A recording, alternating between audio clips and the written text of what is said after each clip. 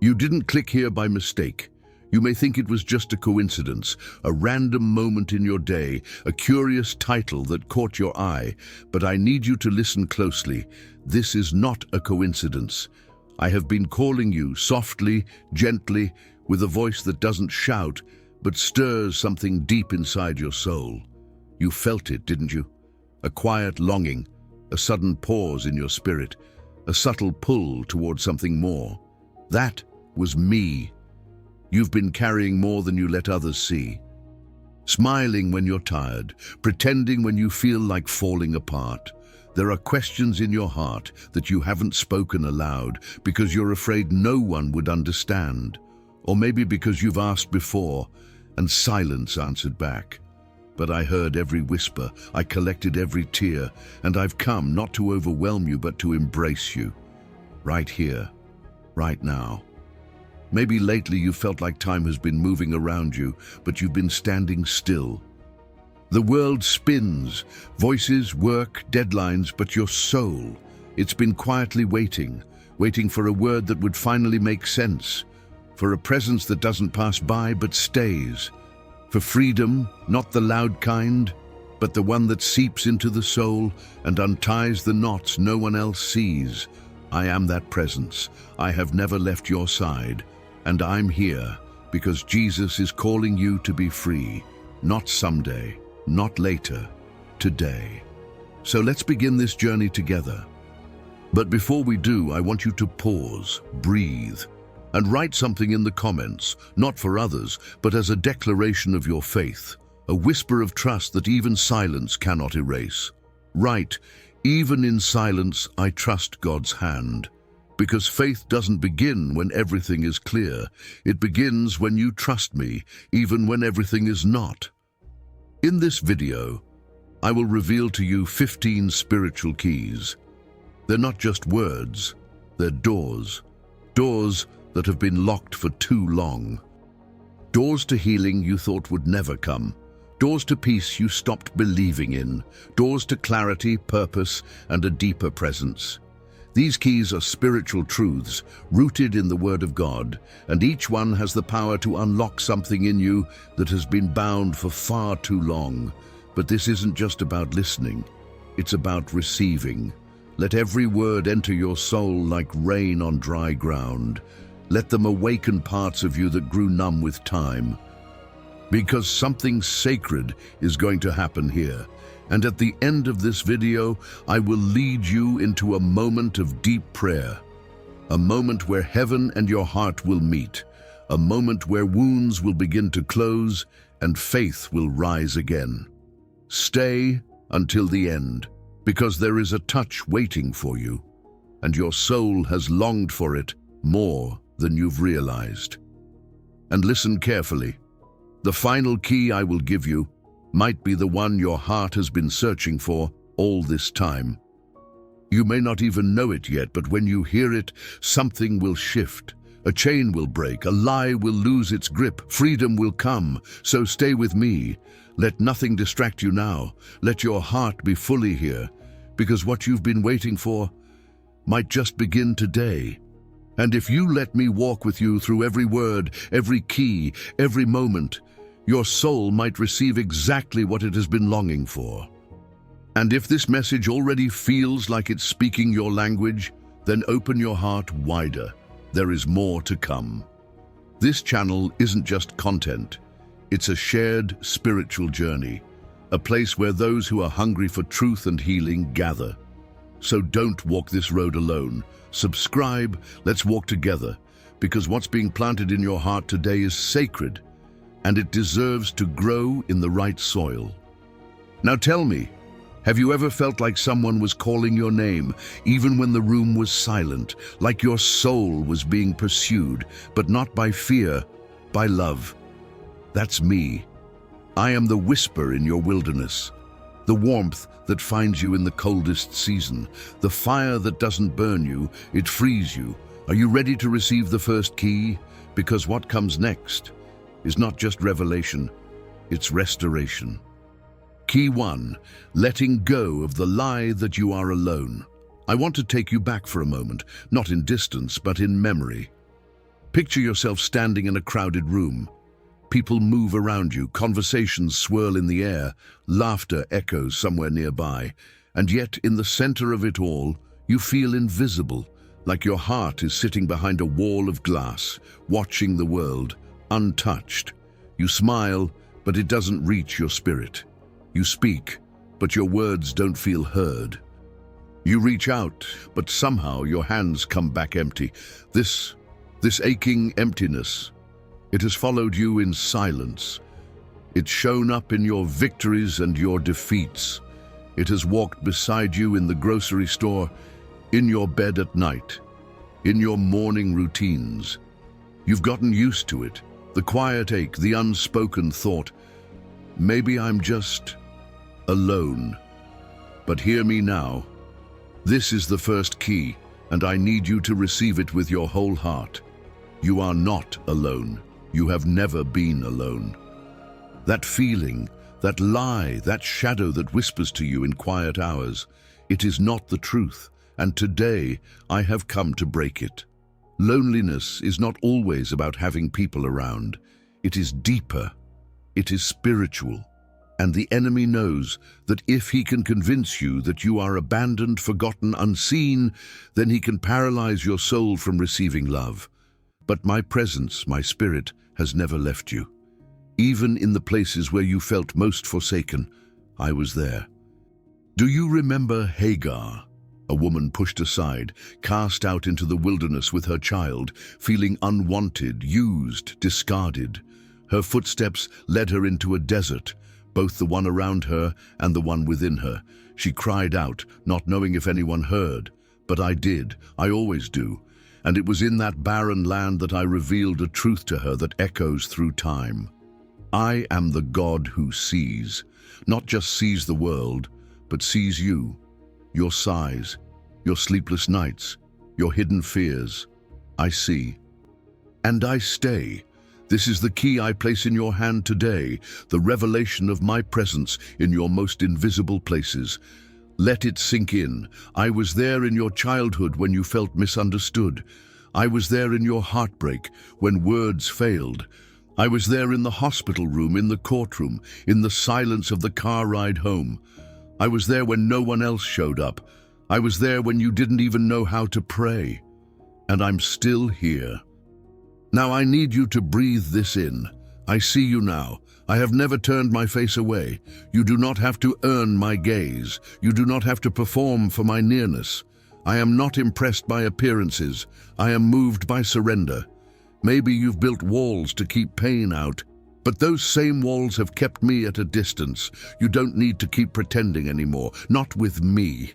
This space, this moment, it's safe. Let me into that silence. Let me into that ache. Have you ever walked into a church, a family gathering, a workplace, and felt more alone than when you were by yourself? That's because true connection does not come from proximity. It comes from presence. And my presence is not distant. It's not waiting for you to be perfect. It's right here, whispering in the spaces you thought were abandoned. Maybe you've cried behind closed doors and wondered, God, where are you? But the truth is, I was sitting with you, your tears reflected in mine. I know the weight of what you carry, the unspoken, the unfinished, the unhealed. And I came not to scold you for the heaviness, but to hold it with you. If you've been carrying the lie that you're alone, it's time to let it go. Not just with your mind, but with your spirit. Speak it aloud, even if you're whispering, I am not alone, I am seen, I am held. Because every lie loses power when truth is spoken. Sometimes freedom doesn't come in thunder. It comes in a quiet moment like this. A moment where something shifts on the inside. A burden lifts, a breath becomes lighter. That is what I'm doing in you right now. You don't have to understand it, just receive it. And now, pause for a moment and write this in the comments if it resonates with your heart. God has always seen me. That sentence is more than words. It is a key that opens the prison door of isolation. You are not writing for others. You are writing to declare a truth over your own soul. Let the echo of that truth push back the darkness. This first key may seem simple, but it is powerful, because when the lie of loneliness breaks, love floods in. And when love floods in, healing begins. Let yourself be seen. Let yourself be found. You are not the forgotten one. You are not the extra in someone else's story. You are not the shadow in the background. You are the child I formed with care, the one I've watched with tenderness, the one I have never stopped pursuing. Even in the seasons when you stopped pursuing me, I kept coming after you. If this truth is stirring something in you, don't push it down. Let it rise. Let your tears come if they need to. I'm not afraid of your emotions. I created them, and I know how to carry them, how to cleanse them, how to speak peace over them. Some people will never understand what you've battled quietly, but I do. And you don't need to explain yourself to me. Just let me in. Let this moment be the beginning of a new kind of awareness, that you are never outside of my reach. And if you feel that something is opening inside your heart right now, it's because this is more than a message. It's a visitation. I am drawing near, not to fix you like a broken machine, but to restore you like a cherished home. Stay with me. Let this be the first step of your freedom. Because when you know that you are seen, truly seen, the way you walk changes. The way you pray changes. The way you breathe changes. But our journey has only begun. There are more keys I want to place in your hands. Deeper revelations. Hidden things I've longed to show you. But first, I want you to sit with this truth. Let it rest in your soul. You are not alone. And now, if I could take your hand and lead you forward, I would ask you gently, what if the next door that opens in your life is not one you have to knock on, but one I'm already unlocking? That's what we'll talk about next. Key 2, surrendering control and trusting the process of God. There is a kind of tiredness that sleep can't touch, a heaviness that no medicine soothes. It comes when your hands have been clenching the steering wheel of your life for too long, when you've been trying to fix everything, hold everything, manage every outcome, but nothing seems to go the way you imagined. You plan and plans collapse. You hope and hope delays.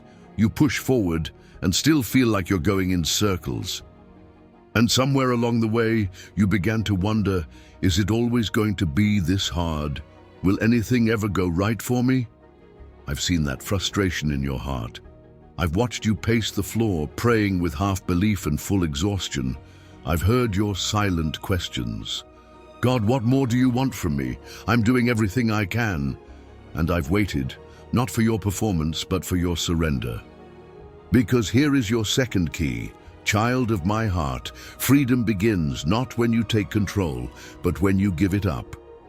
I know this goes against everything you've learned. You were taught to be strong, to be smart, to be prepared. You were taught that if you didn't fight for yourself, no one else would. But I've come to remind you, you are not alone in this fight. You never were. There is a greater plan at work, even in what feels like chaos. There is a divine process moving through your confusion, your delays, your pain. But to see it, to feel it, you must loosen your grip. Let go of the illusion that you are the one holding your life together. I am the one who holds it. I always have.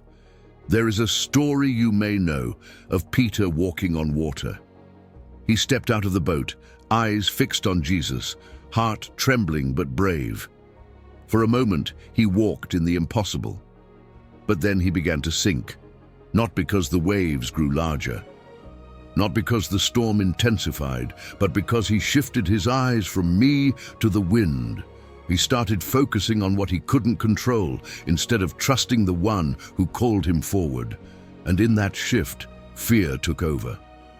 Isn't that what happens to you too? You begin with faith. You hear my whisper and move forward. But when things don't unfold the way you expected, when people don't respond, when doors stay closed, when storms rise again, you panic. You reach for control. You try to fix, to predict, to rescue yourself. But in doing so, your spirit starts to sink. And yet, even as Peter sank, my hand reached down immediately. I didn't wait for him to figure it out. I didn't shame him for doubting. I didn't let him drown. I rescued him, I calmed the waves, and I walked with him back to safety. That same hand is reaching for you now. Can you feel it? This is your moment to surrender, to admit that you don't have all the answers. To stop pretending you're okay when your soul is screaming. To let me carry the parts of your life that are too heavy for your arms. You were never meant to do this alone. You were never meant to control everything. You were meant to trust. Trust not in a perfect outcome, but in a perfect God. You see, faith doesn't mean everything makes sense. Faith means you believe I am good, even when life isn't. Faith means you release your timeline, your expectations, your pride, and you say, God, even if I don't understand, I choose you. That is the surrender I am inviting you into. Not weakness, not resignation, but trust. And trust is where the miracles begin. What if the delay isn't punishment, but protection? What if the door you've been crying over was never meant for you? Because I'm building something better on the other side of the mountain. What if the silence you fear is actually the quiet space where I'm preparing you for a deeper encounter? My process doesn't always come with explanations, but it always comes with purpose. Do you remember Joseph? Betrayed by his brothers, thrown into a pit, sold into slavery, falsely accused, locked in prison.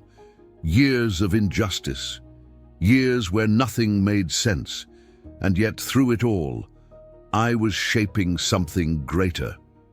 When the time was right, not a moment too soon, I lifted him from the prison to the palace, and not just for his sake, but to save a nation. What I'm doing in your life is bigger than you think. You see problems. I see preparation. You feel lost. I see alignment. You cry in confusion. I smile in assurance because I know the end from the beginning, and I know this chapter is not where your story ends. So, take this second key in your spirit. Let it unlock the chains of anxiety that come from trying to hold it all together. Let it silence the lies that say, you failed, you'll never get there, you're running out of time. No, child, you are not behind. You are not forgotten. You are being led. And I'm still writing your story with grace in every line. Right now, write this in the comments if it speaks to your soul. I surrender to the process of God. Not because everything feels good, but because you are choosing to believe that I am good. When you do this, when you truly let go, you'll begin to feel peace where there was only pressure. You'll sense my nearness in moments where you used to feel overwhelmed. You'll see my fingerprints on situations you thought were only full of pain, because surrender is not the end of strength. It's the beginning of supernatural peace. I know it's hard. I know you've been hurt. I know you're afraid to release control because part of you still believes that no one else will catch you. But I will. I always have. And I'm not going anywhere. So let go. Let the waves come. Let the storms rise. I'm already in the boat with you. I'm not just watching from above. I'm walking beside you, whispering over your heart, calming the waves within before I calm the waves around. There is so much more I want to show you. But first, this key, this surrender. It's holy, it's powerful, it's necessary. You are safe here. You are not losing control.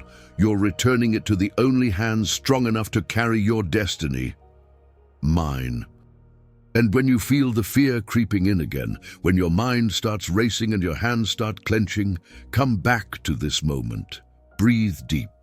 Remember this voice. Remember this promise. Be still and know that I am God. This is your freedom.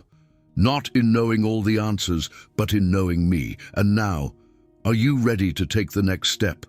If you've given me your control, then next, we talk about your wounds, the ones you've been hiding, covering, running from. It's time. Because healing is the next door I want to open. Key 3. Let me touch the wounds you've been hiding.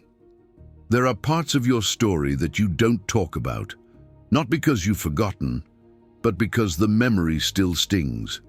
Places inside your heart where you built walls, not to keep others out, but to keep the pain from seeping through. You smile in public, function in routine, laugh at the right moments, and yet there are scars beneath that no one sees. I see them. And I haven't come to ignore your wounds. I haven't come to ask you to hide them deeper or to cover them with more distractions, more noise, more pretending. I've come to touch them, not with judgment, not with pressure, but with healing, gentle, holy, real.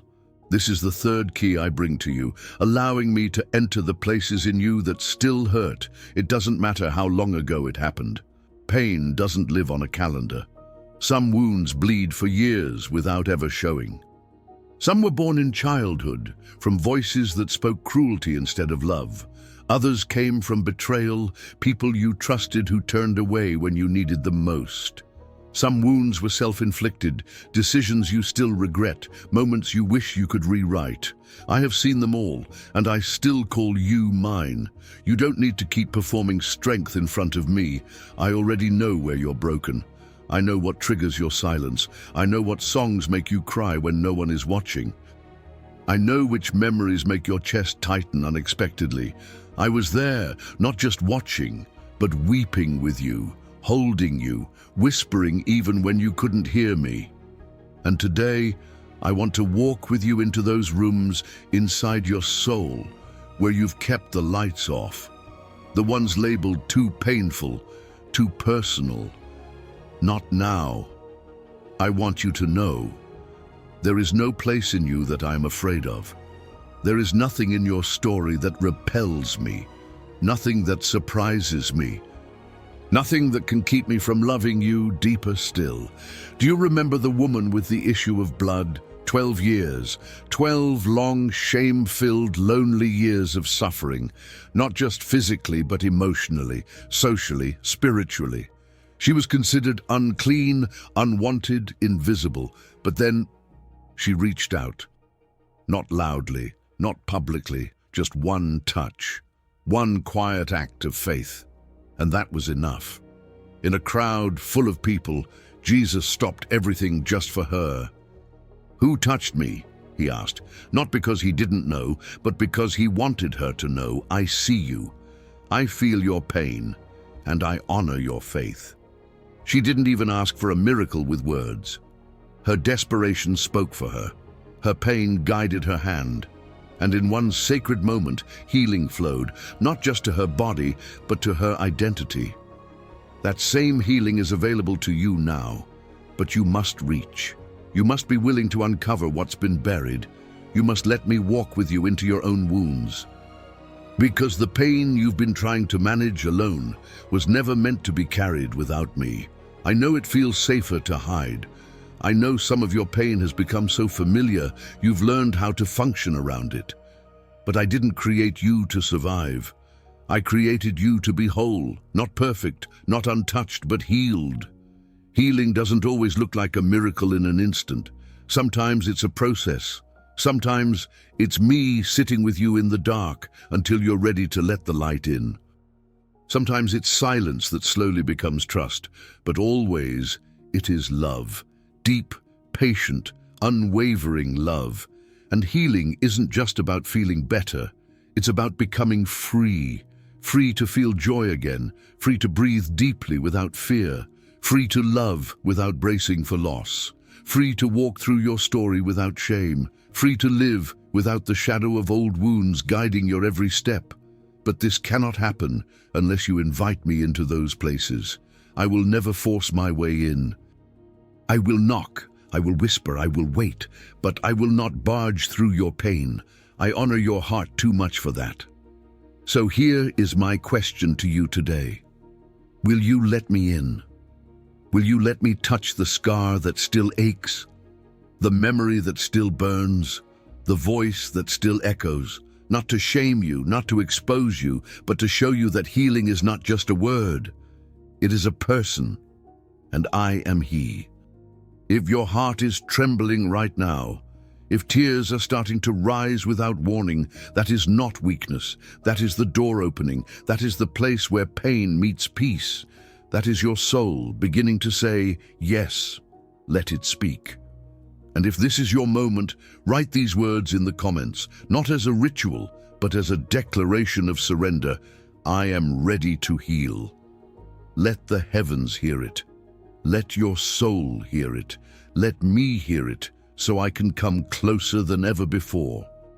You don't have to explain how the pain happened. You don't have to retell the whole story. Just give me access. Just whisper, come in, and I will. I don't promise that every feeling will vanish in a breath, but I do promise that you won't walk this path alone anymore. I promise to walk with you through the layers, through the tears, through the triggers, through the nights when the memories try to return. I will be your peace. I will be your steady ground. I will be the warmth that melts the ice inside your chest. Some wounds have lied to you. They've told you that you are unlovable, broken beyond repair, too much or not enough. But those are lies born from pain, not from me. And I've come to replace every lie with truth, to rewrite the inner script that's been repeating in your mind for years. You're not too far gone. You're not a lost cause. You're not disqualified from love, from purpose, from joy. You're worthy of healing. You are worthy of being made whole. When Jesus healed the woman, He didn't just say, "You are well." He said, "Daughter." He restored not just her health, but her identity. That's what I want to do in you, to remind you who you are, not defined by trauma, not labeled by wounds, not confined by your past, but called, chosen, loved, healed. There is more ahead for you than what's behind. There is beauty that will rise from your ashes. There is strength being formed in the places where you once bled. But healing starts with permission, and I am waiting for yours. So take my hand now. Close your eyes if you can. Breathe deep and whisper with your spirit. Touch what I've been hiding, Lord. I'm ready. Let that be your prayer. Let that be your key. This is not the end. It is the beginning of a new story, a healed story, a holy story. And if your heart is still aching even after all these words, don't be discouraged. Some healings begin with just staying still, with not running, with allowing the presence of God to surround you like air, like light, like home. Stay here. Let the process unfold. And when you're ready, we will continue. Because after I touch your wounds, I want to show you what it means to walk again, not limping through life, but stepping into authority. That's where we go next. Key 4, walking in the authority. You forgot. I want to tell you something that many have forgotten. Not because it was taken from them, but because the storms of life made them bury it. Somewhere along your journey, under the weight of pain, rejection, and fear, you forgot who you are. Not who the world says you are, not who people have named you, but who I, the Spirit of the living God, have always declared you to be. And I'm here now to remind you, you carry spiritual authority, not borrowed, not temporary, but divine. I breathed it into you the day I formed you. It was sealed by the cross, empowered by the resurrection, and confirmed the moment you said yes to me. But life has a way of making even the strongest feel small. Somewhere along the way, you started shrinking. Not physically, spiritually. You began tiptoeing through your own story, second-guessing your voice, waiting for permission to be bold, for affirmation to feel worthy. You began living as if you were merely surviving, not reigning, and I grieved.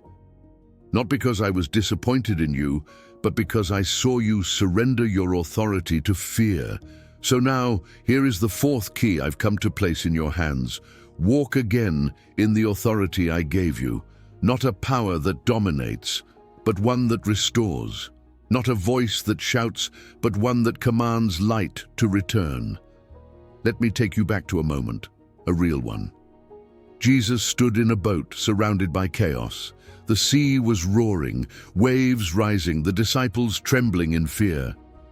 Grown men, seasoned fishermen, crying out in panic, but he stood, calm, unmoved, unshaken.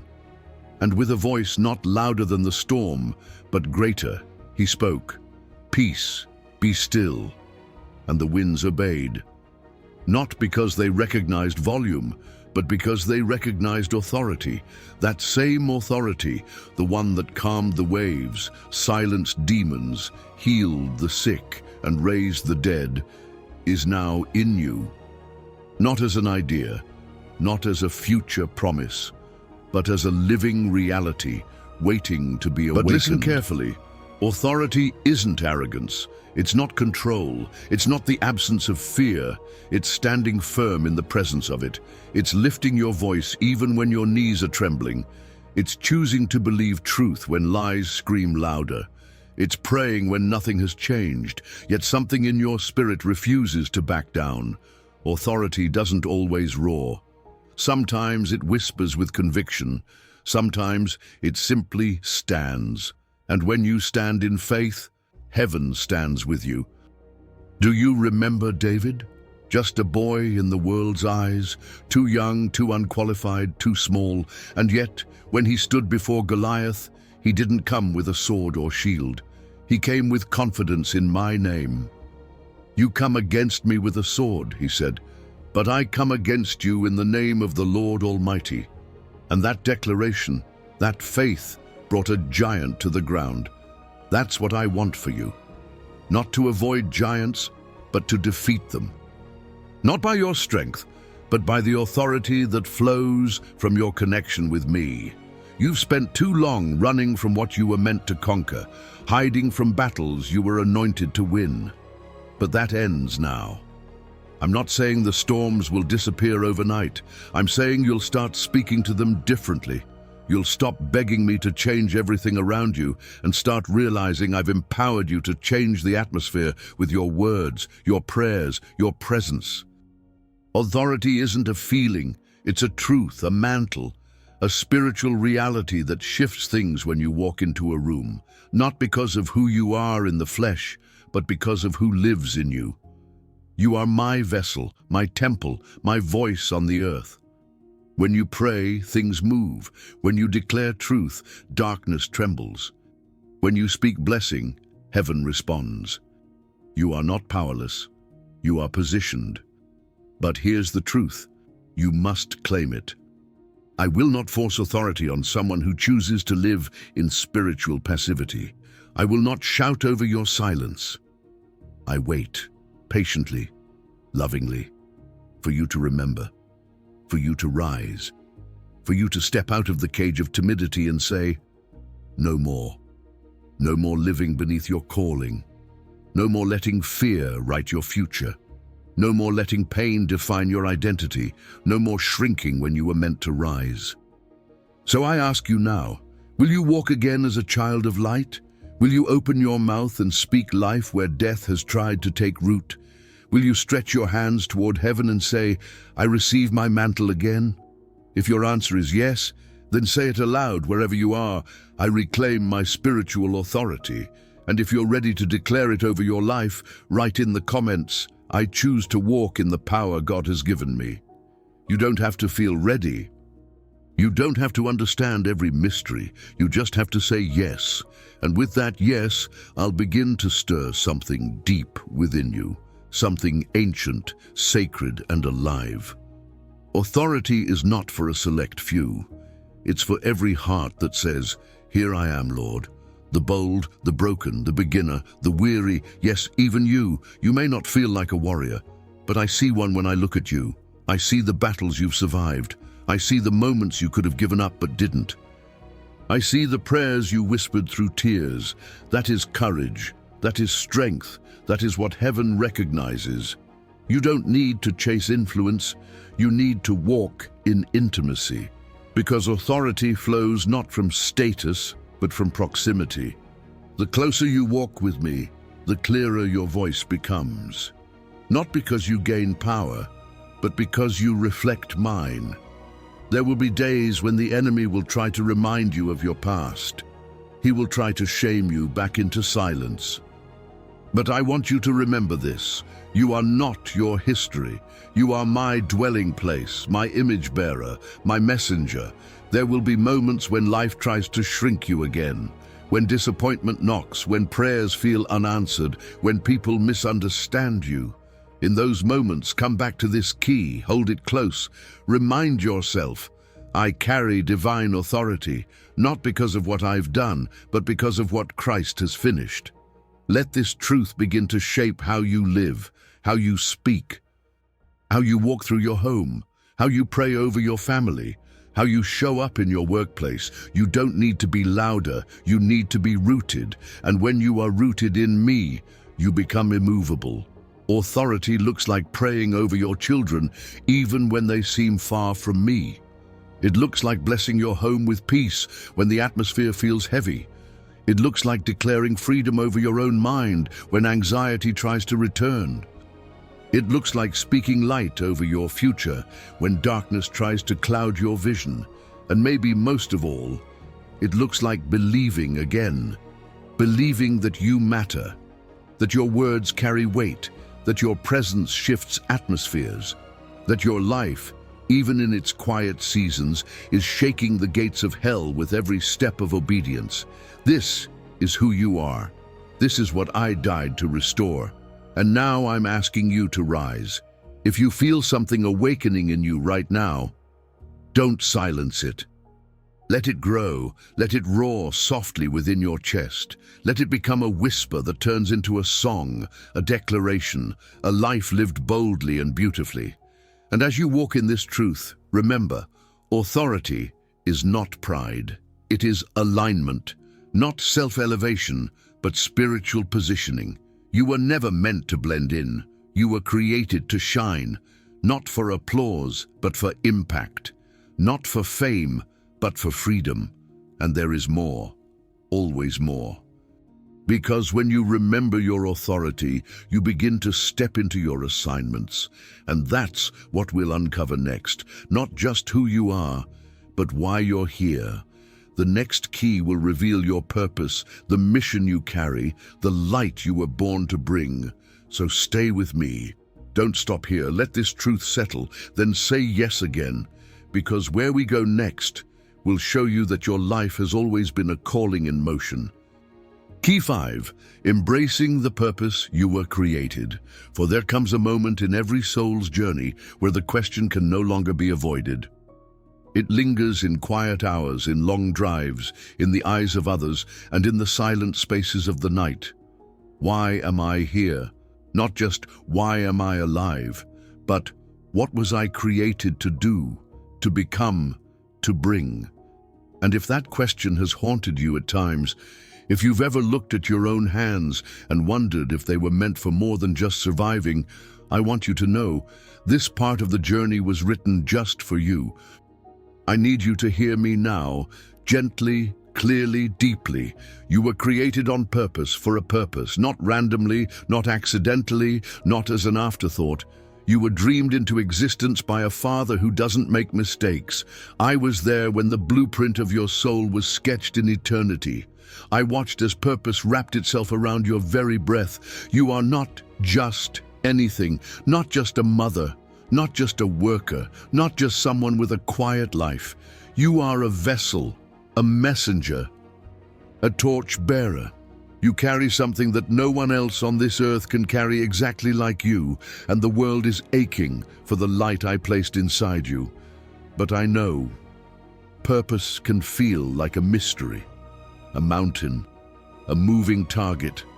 You've looked around and seen others walking confidently, and you've wondered, why don't I feel that clarity? Maybe you've said, I missed it, or I waited too long, or I messed up too much. But here is the truth I've come to plant deep within your soul today. It is never too late to walk in what I created you for. Never. Purpose is not a stage. It's not a platform. It's not about how many people see you. Purpose is obedience. It is waking up and saying, Holy Spirit, use me today. It is loving someone who feels unlovable. It is bringing peace into a tense place. It is showing kindness when the world expects bitterness. It is living fully, even in hidden places. The enemy has tried to tell you that your life is small, that your mistakes disqualified you, that your pain has erased your path. But the truth? Your purpose has survived every storm you've walked through. In fact, some of those storms were shaping you for it. Some of that pain was stretching your heart to hold more compassion, more wisdom, more fire. I do not waste wounds, and I do not abandon callings. What I placed in you is still there, and it is time to wake it up. Think of Moses, a man who ran from his past, who tried to settle in the quiet of the desert. He thought his time had passed. He believed his failures had become his story. But I found him in that wilderness. In a bush that burned without being consumed, I spoke his name. And I reminded him, I still have a mission for you. He tried to resist. He said he wasn't qualified. He said he didn't speak well. He said, send someone else. But I said, no, I chose you. And through a man who once ran from purpose, I delivered a nation. Now hear me clearly. You don't need to be perfect to be powerful. You don't need every answer. You just need to listen when I whisper, go. Purpose isn't always loud. Sometimes it's washing feet. Sometimes it's praying in secret. Sometimes it's picking up the phone when someone crosses your heart for no reason. Sometimes it's opening your mouth when you'd rather stay silent, because love needs a voice.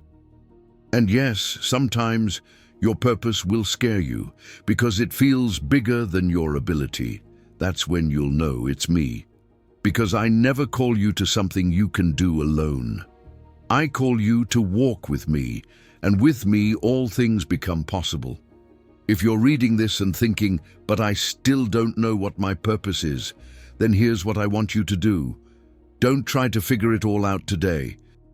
Instead, just ask me from the heart, Holy Spirit, what's my next step? Not your 10-year plan, just the next act of obedience, the next moment of surrender, the next person to forgive, the next step into freedom.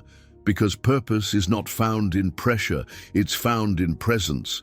Let me reveal it to you day by day, in conversations, in prayers, in moments where your heart stirs and you know, this matters.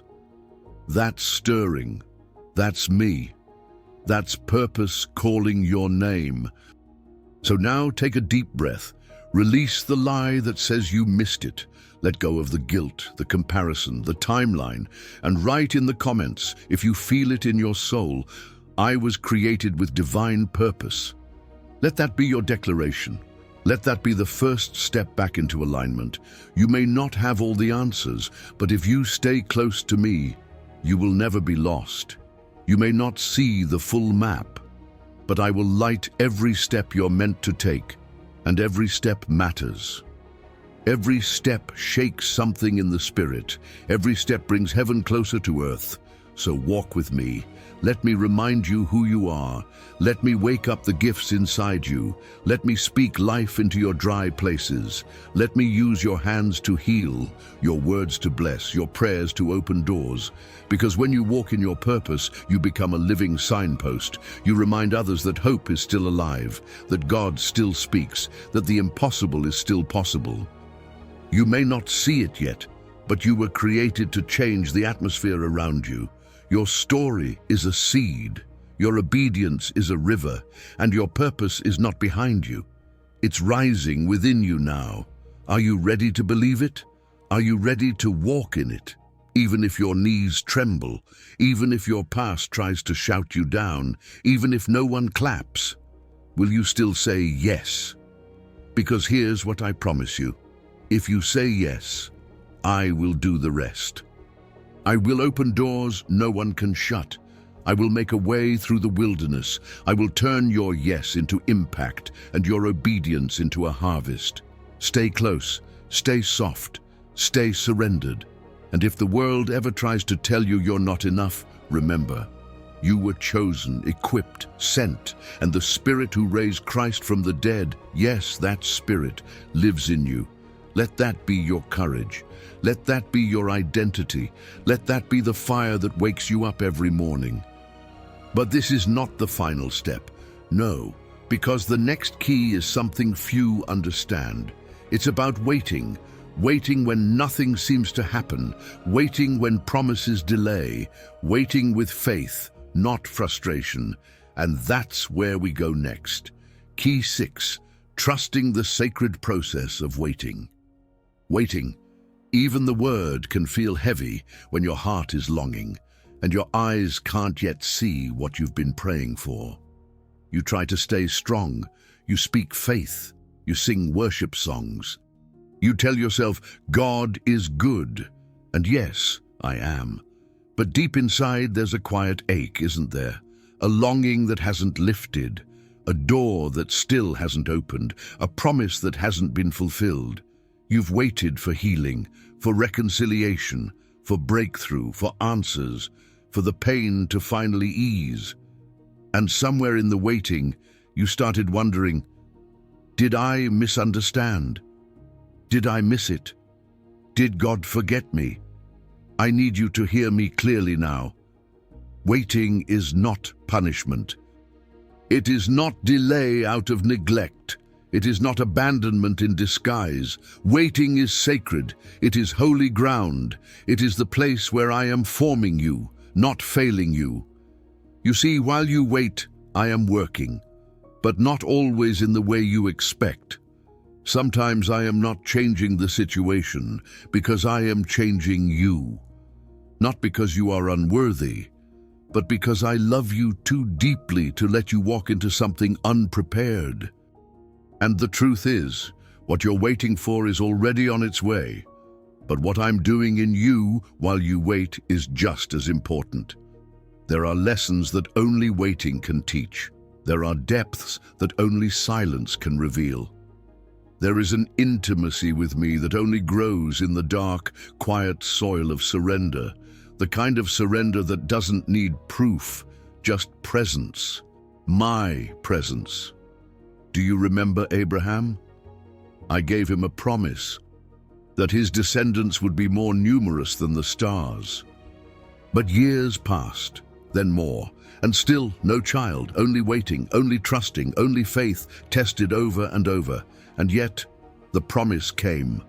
Not because he was perfect, not because he never doubted, but because I am faithful. I am still faithful.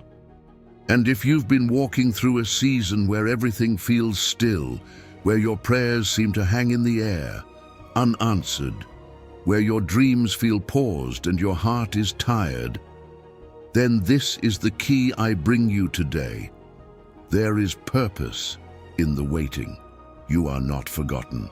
You are not behind. You are not disqualified. You are being held. Right now, even as you hear these words, I am surrounding you, invisibly, quietly, but completely. I'm building strength where there once was fear. I'm planting peace where there once was anxiety. I'm forming wisdom where there once was confusion. Waiting is not doing nothing. Waiting is trusting when nothing makes sense. Waiting is choosing me over the urge to control. It is the womb of miracles, the cradle of transformation, the space where I prepare you for the very thing you asked for.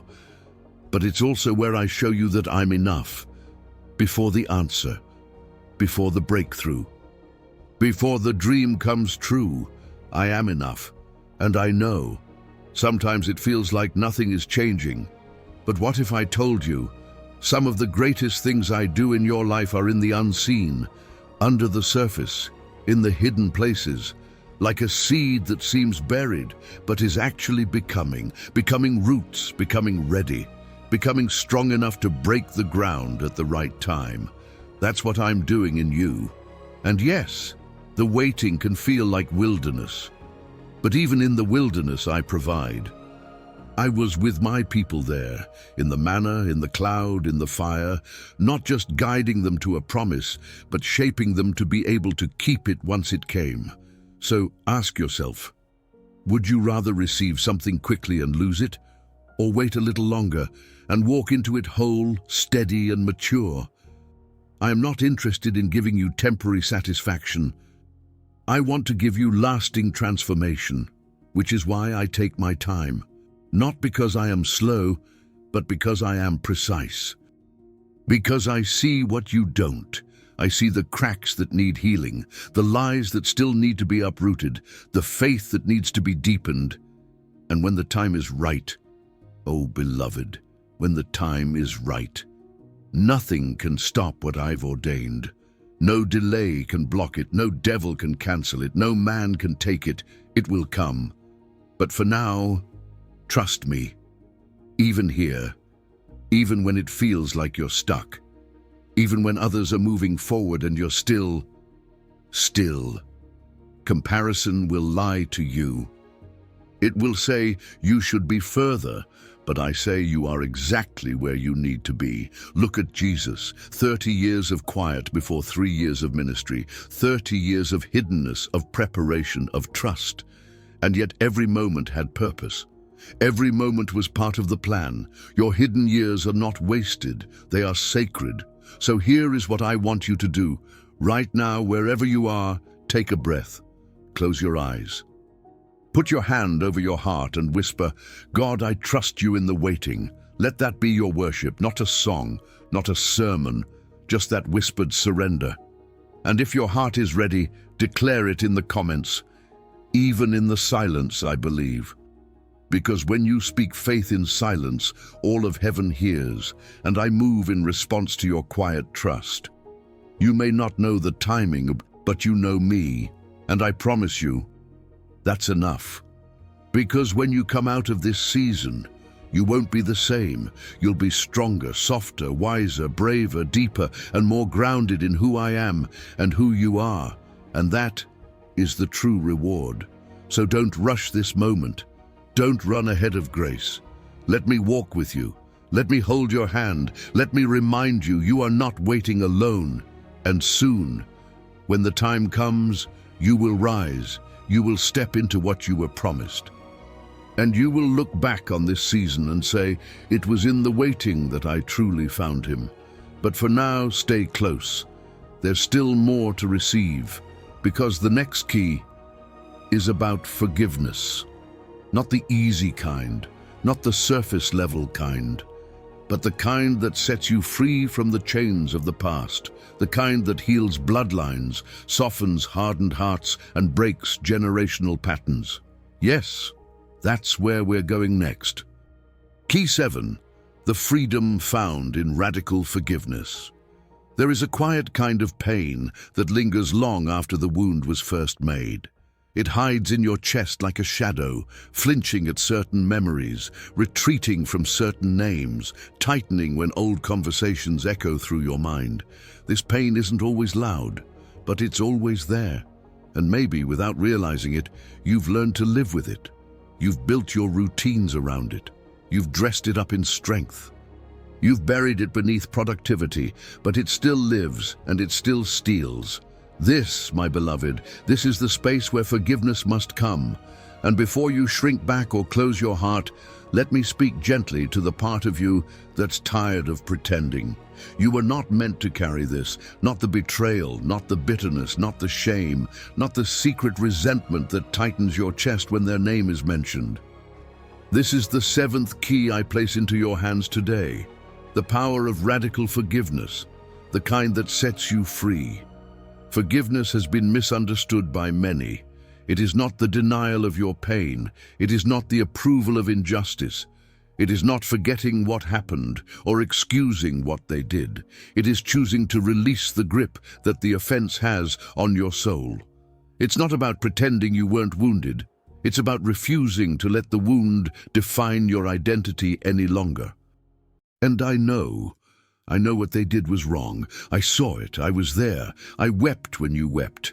I felt the betrayal with you. I heard the words they spoke. I saw the absence that hollowed you. I witnessed the moment your trust shattered. I did not approve of it, and I will hold them accountable, in my time, in my way. But your healing, that is now. Because what was done to you may not be your fault, but the poison you carry now, that is not what I desire for you to live with. Bitterness has a way of growing quiet roots, until one day it blooms into heaviness, into cynicism, into fear, into isolation. But forgiveness is a fire that burns away those roots. It is not weakness, it is warfare. It is choosing the freedom of your own soul over the comfort of anger. It is saying, you hurt me, but you no longer get to hold me. It is tearing the grip of your past off your future. Do you remember Joseph, sold by his own brothers, stripped of family, freedom, dignity, falsely accused, imprisoned, forgotten? Yet when he stood before the very ones who betrayed him, years later, powerful enough to punish, he wept. He chose mercy. He chose to forgive. He chose to say, what you meant for evil, God used for good. And in that moment, he wasn't just a man who had overcome, he was a man who had become. Forgiveness had completed something in him that pain never could, and now I ask you, will you forgive? Not because they deserve it, but because you deserve peace, because the weight of that wound has been too heavy for too long, because your heart was made for joy, not for judgment, because I can't fully fill the hands that are still clenched around old offenses. I know it's hard. I know it's terrifying to think of letting go. It feels like giving them permission to get away with it. But no, forgiveness is not giving them freedom. It's giving you freedom. It's breaking the chain. It's releasing the grip. It's choosing to rise while others stay stuck. And listen, there is someone else you might need to forgive. Someone you haven't even thought of in this context. Yourself. You've been punishing yourself in quiet ways, blaming yourself for mistakes made, roads taken, time lost, words said. Maybe you've been carrying guilt for years, hiding shame under layers of spiritual performance, trying to be better, hoping that maybe one day you'll feel worthy again. But I never asked you to earn your forgiveness. I gave it freely, and I want you to receive it fully. Forgive yourself. Say it softly if you need to. I let it go. I forgive myself. Say it again until it begins to feel real, until grace becomes your rhythm again, until my voice becomes louder than the voice of condemnation in your head. Because there is therefore now no condemnation for those who are in Christ Jesus. None. Not a trace. Not for you. So here's what I want you to do.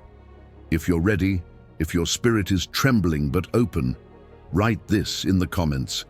I choose to forgive, and I choose to be free. Say it not just for others to see, but for your soul to believe. This is your moment. This is your key. This is your release. You don't need to have all the right words. You don't need to feel ready. You just need to be willing to begin, willing to trust that forgiveness doesn't make you smaller, it makes you lighter. Willing to let me take the pain you've been trying to carry alone, and I will, right now. Let's pause together. Place your hand over your heart and repeat this with me. Holy Spirit, I surrender the pain. I choose to forgive. Heal what I cannot fix, restore what I cannot see, and bring peace to where chaos has lived too long. Breathe. Let the tension go. Let the tears come if they need to. Let the light enter the corners where darkness has lingered. You are not alone in this.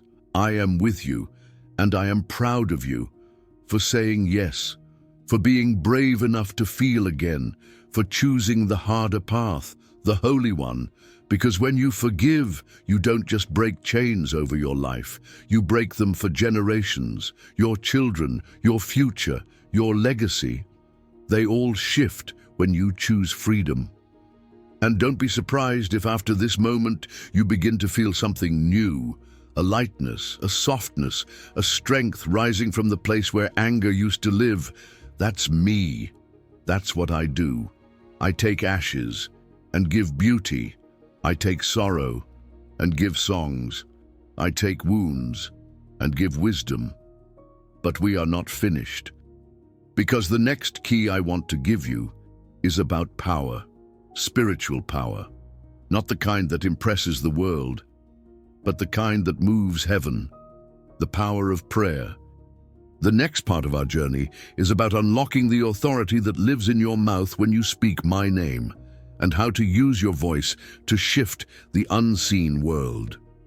Key 8, the transforming power of prayer. There is a kind of silence that isn't empty. It's sacred. It's the moment before a whisper becomes a miracle. It's the pause before heaven bends toward earth. It's where I meet you, not in noise or perfection, but in prayer. Not just the kind you've been taught to recite. Not the rehearsed words, not the prayers that sound good in public. I'm talking about the kind of prayer that opens your soul like a window. The kind that doesn't need big words, just a real heart. This is your 8th key, the power of prayer that transforms not only what's around you, but what's within you. Because prayer is not a spiritual performance. It is not reserved for the holy or the flawless. It is not a ritual you have to master. Prayer is a meeting place. It's where your soul comes home to me. It's where burdens are lifted and strength is poured out. It's where confusion meets clarity and silence becomes conversation. You've prayed before, I know. You've prayed while driving. You've prayed through tears, through clenched fists, through silence. You've wondered if I heard you, if your prayers made it past the ceiling, if the answers would ever come. And the truth is, sometimes the answer looked different. Sometimes the waiting was the answer.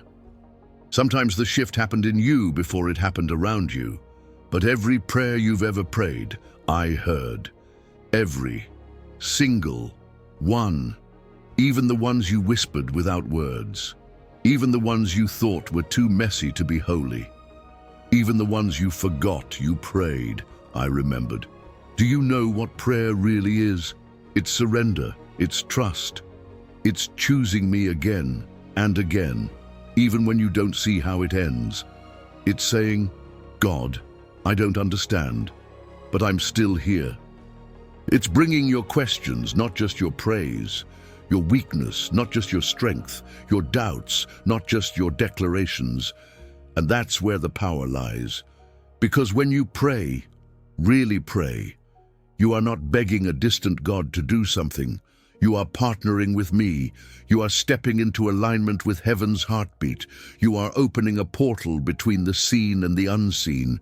You are calling down peace where there was panic. You are releasing angels into situations you cannot fix. You are planting seeds in the Spirit that will grow in ways you can't yet imagine. Even Jesus, the Son of God, prayed. He prayed early. He prayed in deserts. He prayed in gardens when sorrow crushed his chest like stone. He prayed not to perform, but to stay close. Because prayer is not what we do for results. It's who we become through relationship. And some of your greatest breakthroughs won't come from shouting louder, but from sitting still longer, from turning off the noise, from putting down the phone, from closing the door, and simply saying, "Here I am, Lord." Some of the most powerful moments of your life will happen with no one watching, just you and me, and silence that breathes. And here's what I want you to know.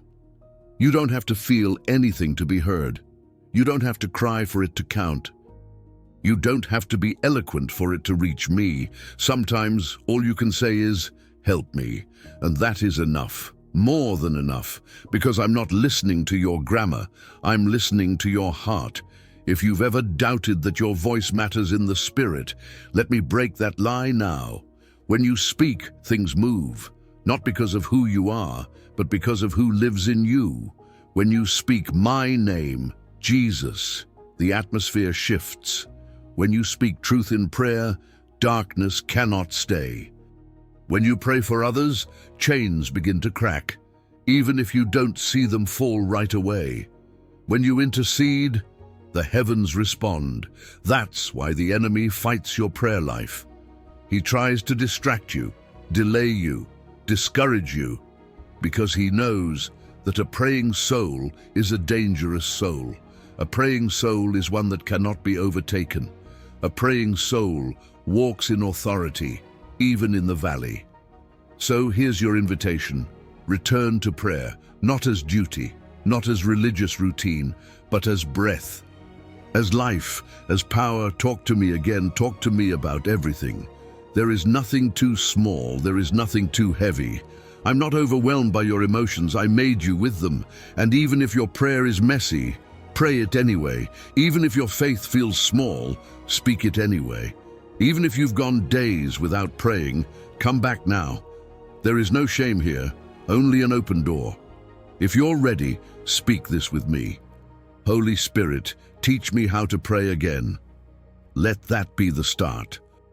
Let it be simple. Let it be sincere. And if you want to declare it boldly, write it in the comments. My voice has power in prayer. Say it until your heart starts to believe it. Say it until your spirit starts to rise. Say it until the enemy starts to flee. Because when you remember the power of your prayer, you stop reacting to the world and start releasing heaven into it. Your home needs your prayers, your children, your relationships, your future, your own heart. Pray in the morning before the day begins. Pray in the middle of chaos. Pray at night when the world feels still. Whisper prayers while you walk, while you drive, while you weep, while you wait. And know this, you are not praying into the void. You are praying into presence, and my presence changes everything, even now. Let us pray together. Close your eyes, breathe slowly, and repeat after me. Lord, I don't have the perfect words, but I offer you my heart. Let your spirit lead my voice. Let my prayers carry weight in heaven. I trust that when I speak, you hear, and when you hear, you move. So I pray again, with faith, with hope, with love, in the name of Jesus. Amen. Let that be the prayer that reopens the flow. Let that be the beginning of revival, not around you, but within you. There's more to discover, more to unlock, because once you begin praying, you begin believing again. And when faith rises, mountains move. But the next key is one many avoid. It's not about what you say to me. It's about what you say to yourself. The next key is about identity, the voice inside your mind that must be healed, because I want to teach you how to silence the lies and speak the truth over your own soul. Key 9, breaking the inner voice of defeat and speaking life over yourself. There's a voice that follows you more closely than any enemy. It's not out there in the world. It doesn't come from the mouths of strangers. It lives within. It speaks when you're alone. It whispers when you're tired. It echoes after moments of failure or silence. And if you don't learn to confront it, it begins to sound like the truth. I'm talking about the inner voice of defeat. You know it well, the voice that says, you'll never get it right. Look at you. You always mess things up. No one really sees you. You're not as strong as they think. A God could never use someone like you. You've missed your chance. You're too broken. These are not just thoughts, and they are accusations. And they don't come from me. They come from the one who fears your healing, from the one who knows that if you ever begin to speak life instead of death, if you ever learn to agree with what I say about you instead of what shame says, you'll become dangerous. So today, I want to give you a key that unlocks freedom from a prison you may not even realize you've been living in. You must learn to speak life over yourself. You must learn to fight the lies that play on repeat, not with more noise, but with truth. Because you were never meant to live under the weight of internal criticism. You were never meant to walk through life dragging the words of your past like chains. You were not created to live in fear of your own reflection. Child, I want you to know, I hear how you speak to yourself. I hear the names you call yourself when no one's around. I hear the sighs of disappointment when you look in the mirror. I hear the blame you carry every time something doesn't go right. And my heart breaks because I don't speak to you that way. Because when I look at you, I don't see a failure. I see someone I designed with wonder. I see someone I formed with care. I see my image, my child, my creation. And the more you agree with lies, the harder it becomes to hear my voice. So let's begin to untangle those lies, one by one. Let's bring light to the shadows where defeat has whispered for too long. Let's pull the roots out, gently but fully, and replace them with words that bring life. You've said, I'm not enough, but I say, my grace is sufficient for you. You've said, I've failed too many times, but I say, though the righteous fall 7 times, they rise again. You've said, I'll never change, but I say, I am making all things new, and that includes you. You've said, I'm too broken, but I say, a broken and contrite heart I will never despise. You've said, there's nothing special about me, but I say, you are fearfully and wonderfully made. These aren't just scriptures, they are identity statements. They are weapons of truth to silence the false identities you've picked up through pain. And now, it's time for you to speak them. Not just believe them quietly, but to speak them with your mouth into your life, because life and death are in the power of the tongue. And too often you've used your own words to agree with the enemy, not intentionally, not maliciously, but out of pain, out of exhaustion, out of habit. But it ends here. The curse breaks now. The cycle stops now. You will no longer prophesy defeat over your future. You will no longer label yourself with shame.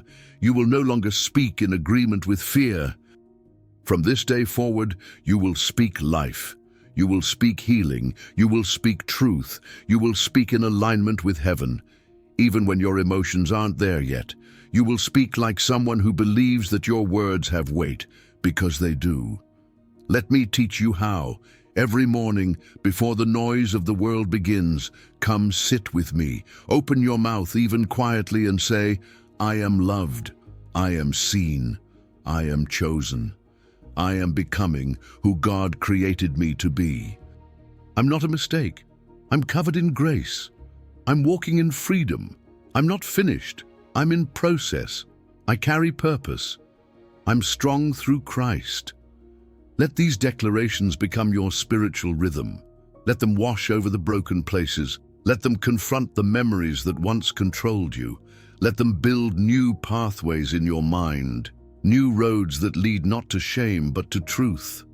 This is how you break the inner voice of defeat. You don't fight thoughts with more thoughts, you fight them with words. When Jesus was in the wilderness, the enemy came to tempt him with lies. And do you know how he responded? Not with silence, not with internal struggle. He spoke. He said, "It is written." And if the Son of God used his voice to fight back, so must you. No more silent suffering, no more internal bullying, no more agreement with darkness. You are not dumb. You are not ugly. You are not unwanted. You are not hopeless. You are not too late. You are beloved. You are being restored. You are valuable. You are learning. You are growing. You are not who you used to be. You are becoming. But you have to speak it. Speak it even when it feels awkward. Speak it when it feels fake, because the lie has been in place so long, truth feels foreign. Speak it until it becomes your new default, and speak it when no one else does. You don't need validation from others to affirm what I've already declared. You don't need to wait until someone else calls out your value. You've already been called by me. And here's the beautiful part. As you learn to speak life over yourself, you will begin to see others differently too. You will begin to speak life over them. You will break cycles not just in your heart, but in your home, your family, your community. Your children will learn how to speak to themselves by watching how you speak to you. Your friends will feel safer because they'll feel seen. Strangers will be changed by the atmosphere of kindness you carry, not just outwardly, but inwardly. This is transformation. This is spiritual maturity. This is what it means to walk in the truth of your identity. And now I want you to practice. Say this with me, even if it's just a whisper. Holy Spirit, help me speak like heaven speaks. Help me silence every lie I've believed. Remind me of who I am, not who I was, not who others say I am, but who you say I am. Let my words carry life. Let my voice be a vessel of truth. Let my self-talk be filled with grace, and let me never again curse what you have blessed. Now take a deep breath. Feel that? That's the beginning of freedom. And if your spirit is awakening right now, if something inside of you knows this was the key you've been missing, then I want you to write this in the comments. I will speak life, starting with me. Let that be your vow. Let that be your sword. Let that be your healing. You are not your past. You are not your worst day. You are not the mistakes you've made. You are not the voices that wounded you. You are mine, and I'm restoring your voice, your inner voice, your real voice, the one that was silenced by trauma, comparison, and fear, the one that was covered by years of shame. I am lifting it out of the ashes. From today forward, speak with the authority of someone who belongs, because you do. Speak with the tenderness of someone who's forgiven, because you are. Speak with the power of someone who's free, because now you are. And the next key, it's connected. Because once you learn how to speak to yourself, you need to learn how to guard your spirit from what others speak over you.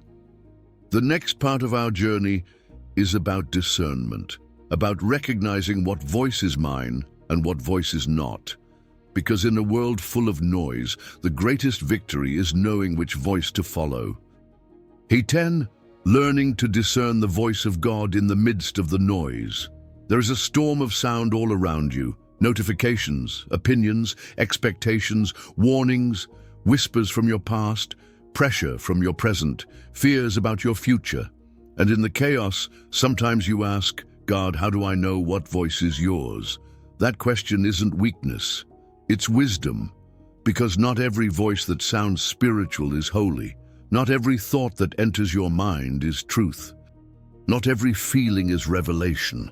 That's why this next key is so important.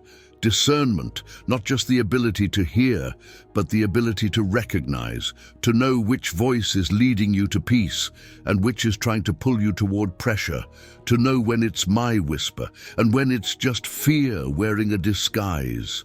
To recognize me, not just in church, not just in moments of silence, but in the everyday rhythms of life, because I am always speaking. But your ability to hear me depends on your willingness to slow down. Let me say that again. I am always speaking. But I will not shout over noise you've chosen to keep loud.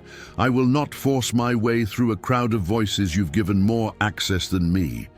Discernment is not about paranoia. It's not about second-guessing every thought. It's about relationship. It's about proximity.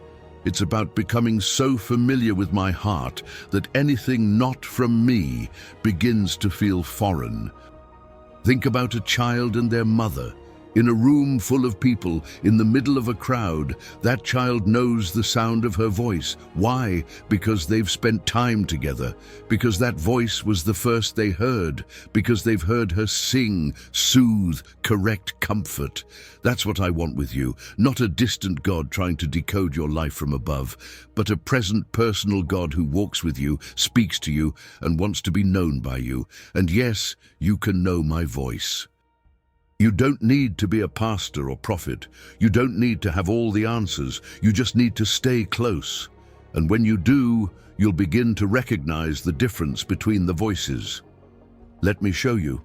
My voice brings peace, even when it brings correction. The enemy's voice brings shame, even when it sounds like truth. My voice leads you closer to me, not into hiding. The enemy's voice pushes you into fear, confusion, and isolation. My voice never contradicts my word. The enemy's voice will always twist it. My voice is gentle even when it's strong. The enemy's voice is forceful, panicked, and urgent in all the wrong ways. So when you feel that internal pull, ask yourself, is this leading me to truth, love, peace, surrender? Or is this pushing me into self-hatred, anxiety, and confusion? That question will change everything. Let's go deeper. Remember Elijah, the prophet who called down fire, who challenged kings, who stood firm, and then ran in fear, sat under a tree, and begged me to take his life. He was exhausted, afraid, empty. And when I came to speak with him, do you remember how? Not in the wind, not in the earthquake, not in the fire, but in a gentle whisper. And that's how I often speak.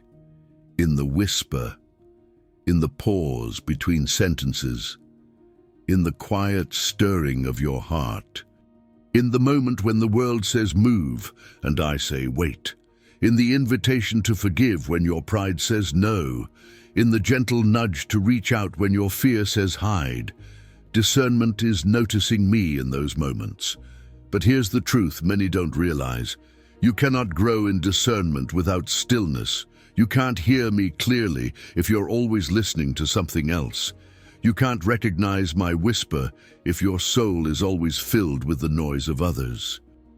You can't walk in clarity if your spirit is always tangled in opinions, expectations, and chaos. So here's my invitation to you. Come away, be still, make space, not just once a week, but daily, in simple ways. Turn off your phone for 10 minutes and breathe. Open the scriptures, not to study, but to listen. Ask me, what are you saying today? And wait, I promise, I will speak. Sometimes through a verse, sometimes through a memory, sometimes through a picture in your mind. Sometimes through a friend's encouragement, sometimes through a silence that brings peace deeper than words. And the more you do this, the more familiar my voice will become. You'll begin to recognize me in everyday decisions, in conversations, in inner thoughts. You'll know when to speak and when to stay silent, when to go and when to wait, when to hold on and when to release. This is not mystical, it's relational. It's what I designed you for.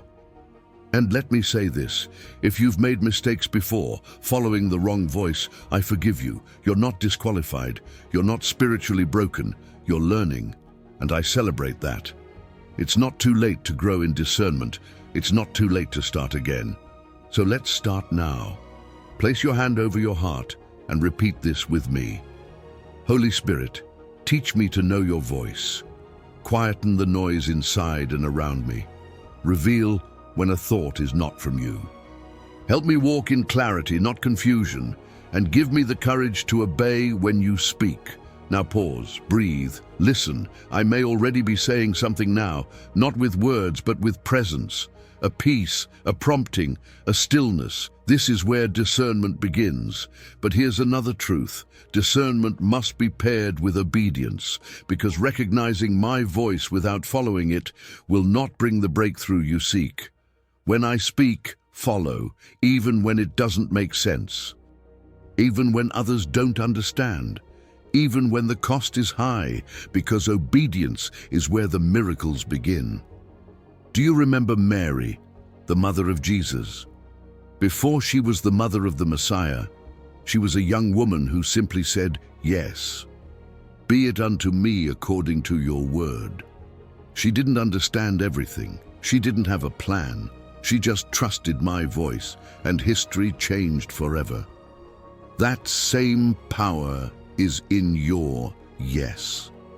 And if you've heard my whisper lately, to forgive, to surrender, to move forward, to let go, then this is your moment. Trust my voice. I will not lead you into confusion. I will lead you into freedom. And if your spirit is receiving this now, write in the comments, I choose to follow the voice of God. Let it be your declaration. Let it break the grip of confusion.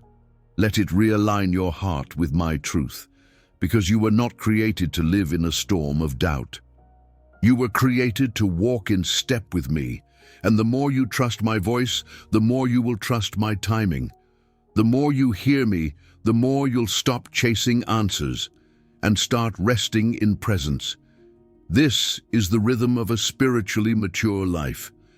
This is how you walk through storms with peace. This is how you lead others, not by being louder, but by being clearer. And now, I want to tell you something. I trust you with my voice. That's why I speak to you, because I believe you'll listen. And I believe you'll grow. So lean in, stay close, let every other voice fade, and let mine rise. Because I don't just want to speak to you once, I want to walk with you daily, like in the garden, like a friend, like a shepherd with his sheep. And my sheep, they know my voice. Let that be your story from this moment forward. But there's still more, because once you've learned how to hear my voice, you must learn how to walk with me, even when my voice seems silent. Because sometimes my silence is not absence. It is invitation to trust me deeper, to worship without answers, to walk by faith, not just by direction. And that is what comes next. Key 11. Trusting God's silence and learning to walk by faith, not just by signs. There is a kind of stillness that unnerves even the strongest of souls, a kind of silence that isn't peaceful at first, but piercing. You pray, and there's no response. You ask, and heaven feels closed. You worship, and still nothing seems to move, and then you wonder, where is God now? Did I do something wrong? Why is he not speaking anymore? You remember the moments when my voice was so clear, the guidance, the comfort, the fire in your bones. But now, it feels like everything has gone quiet, and the silence scares you. But listen closely, child. Not all silence is absence. Sometimes silence is a sacred invitation, an invitation to grow deeper, to mature, to trust me beyond your senses. This is the 11th key I place in your spirit today, learning to trust me when I'm quiet, walking by faith, not just by signs. Because I never promised that you would feel me in every moment, but I did promise that I would never leave you. I never said I would always explain myself, but I did say, blessed are those who have not seen and yet believe. And I never told you that faith would be easy. But I did tell you that faith would carry you through fire and into glory. Child, my silence is not rejection. It is often refinement. It is where faith stops being a feeling and becomes a choice. Because real faith is not tested in moments when the answer comes fast. It's tested in the waiting, in the nights when the heavens feel closed, in the prayers that echo back to you, in the days when you feel like you're walking blind. But hear me. You are not blind, you are being led. I lead in light, yes, but I also lead in darkness. I am the God of the thunder, and the God of the whisper, and the God of the silence. There are things I can only teach you in this silence. There are roots I can only grow when the noise fades. There is depth I can only build when you stop chasing the feeling and start clinging to me. Let me ask you something. Would you still trust me if you didn't feel me? Would you still obey if all you had was my last word? Would you still believe if the signs stopped for a while? That's the kind of faith that pleases me. Not loud faith, not perfect faith, but persistent faith. The kind that keeps walking even when it doesn't make sense. Think of Abraham. I told him to go, and he went. I told him to look at the stars, and he believed. But then came years of waiting, silence, delay, and still, he kept walking. Think of Jesus, in the garden with sweat like blood. He asked if the cup could pass, and I was silent, but he still said, "Your will be done." Think of you. How many times have you prayed and kept going, even when it felt like I wasn't answering? That is faith, that is worship, that is love. And I want you to know, I see every step you take in the silence, every tear that falls when the answers don't come, every time you lift your hands, even when your heart is heavy. Every time you choose to say, I trust you, even when you don't understand. That moves heaven more than you know. You don't need a sign to keep going. You don't need confirmation after confirmation. You already have my word. You already have my spirit within you. You already have access to me, even when I seem quiet. Sometimes my silence is space to stretch your faith, to shift your focus, to teach you to walk by my promises and not by your perceptions. So if you're in a silent season, let me comfort you with this. I'm still here. I haven't gone anywhere. I'm still guiding you, just not in the ways you're used to. I'm still speaking, but now I'm speaking in trust, not in noise. I'm still moving, even if you can't see it yet. Some miracles begin in silence. Seeds grow in silence. Hearts heal in silence. Wisdom deepens in silence. Purpose is formed in silence. And when I speak again, and I will, you'll be able to hear me even more clearly than before, because the silence will have trained your ears, because your spirit will have learned to lean, not just listen. So now I ask you, can you worship without clarity? Can you follow without explanation? Can you stay close even when you don't feel close? That is holy. That is maturity. That is a faith that shakes the very gates of hell. And I want you to say this with me now.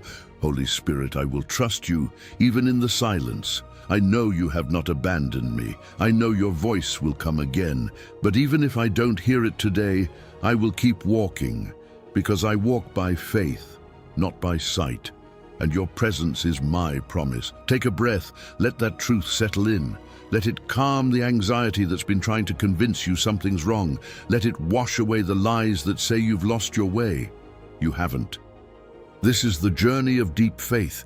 This is how gold is purified, in the fire, in the quiet, in the pressing. So if this part of the journey feels hard, I understand. But you are not being punished. You are being prepared, and I am proud of you. Now write this in the comments. If it speaks to your soul, I will keep walking even in the silence. Let it be your declaration. Let it be your anchor. Let it be your testimony. Because one day you'll look back on this silent season and you'll realize it was not the season where I left you. It was the season where I led you without needing to say a word. And what's ahead is worth it. Because the next key I want to give you is powerful. Once you've learned to walk in the silence, I will teach you to walk in spiritual authority over fear, to confront what has tried to control you, to break intimidation and reclaim boldness in the spirit. That's what we'll unlock next. Key 12, overcoming the spirit of fear and reclaiming boldness in your faith fear. It doesn't always come with a scream. Sometimes it's quiet. It slips in like a shadow, unnoticed. It doesn't knock on your door. It settles in your thoughts. It disguises itself as caution, as logic, as protection. But behind the mask, it's the same thief, the same liar. The same force that wants to stop you from moving forward, from believing deeper, from rising into who I created you to be. Fear has one goal: to disconnect you from faith. Because fear and faith cannot coexist in the same breath. One says, "What if I fall?" The other says, "But what if you fly?" And this is the 12th key I give you now. You were not created to live under fear. You were created to walk in boldness, not arrogance, not recklessness, but holy boldness, the kind that doesn't deny the presence of difficulty but refuses to bow to it, the kind that hears the roar of the enemy and keeps walking anyway, the kind that knows what's been promised and refuses to give it up without a fight. You were not designed to shrink. You were not formed in the womb of heaven just to survive this life. You were made to walk with head high, eyes lifted, heart steady. You were made to stand in places others tremble, because you are filled with my Spirit. Do you remember what I said? For God has not given you a spirit of fear, but of power and love and a sound mind. That was not a suggestion. That was a statement of your identity. So why do you feel so afraid sometimes? Because fear is not just a feeling. It is a spirit. It is a voice. It is an assignment. It is a strategy designed to keep you small. Fear tells you to sit down when you were born to stand. Fear tells you to be quiet when your voice could heal nations. Fear tells you it's safer in the background, that being invisible is better than being rejected. But I tell you, your voice matters. Your presence matters. Your life carries divine weight. Fear has tried to convince you otherwise. And sometimes you believed it. You believed you weren't ready. You believed someone else would be better. You believed your past disqualified you. You believed that failure was final. But hear me now, every one of those beliefs is a lie. The only thing fear is afraid of is you remembering who you really are. Let's expose it. Fear told you, don't pray out loud. What if you say it wrong?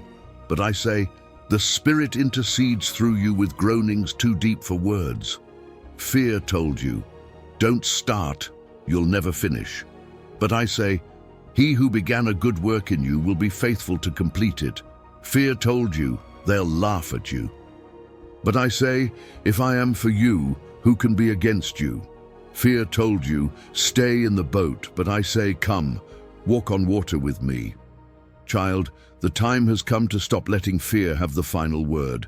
It's time to take your voice back, your vision back, your place at the table back, not by striving, but by standing, because I'm not asking you to be brave alone. I'm asking you to let me be your courage. Let me fill your lungs when you speak. Let me steady your feet when you step forward. Let me remind you again and again that you are not walking into battle unarmed. You are clothed in power. You are wrapped in love. You are grounded in a sound mind. Think of Esther, a young woman pulled from obscurity into royalty. But when fear came knocking, she had a choice: stay silent and safe, or speak and risk everything. And she said yes. She walked into the throne room uninvited, not because she wasn't afraid, but because she knew her people's freedom depended on her courage. And through her yes, generations were saved. Think of David, a teenager facing a giant. No armor, no army, just faith and 5 stones. He didn't fight Goliath because he was fearless. He fought because he knew I was with him. You don't need more courage. You need more awareness of my presence, because my presence is your permission. It is your covering. It is your confidence. So now I want you to speak this aloud, right now, wherever you are. Fear, you no longer control me. I belong to the one who speaks to storms. I was not created for hiding. I was created for light. Holy Spirit, fill me with boldness again. Let that be your declaration. Let it shake the chains off your mind. Let it break the agreement you've unknowingly made with fear. Because the truth is, you've already done hard things. You've survived. You've risen. You've kept walking when others would have stopped. You've stayed when it would have been easier to run. And now, I'm not asking you to be fearless. I'm asking you to be faithful, even in trembling, even in unknowns, even in rooms that intimidate you, even in callings that feel too big. Because boldness is not the absence of fear. It is the choice to move with me in spite of it. So if fear has been hovering near, if it's been whispering in your sleep, if it's been making your decisions for you, it ends today. Right now, write this in the comments. If your spirit agrees, fear will no longer silence me.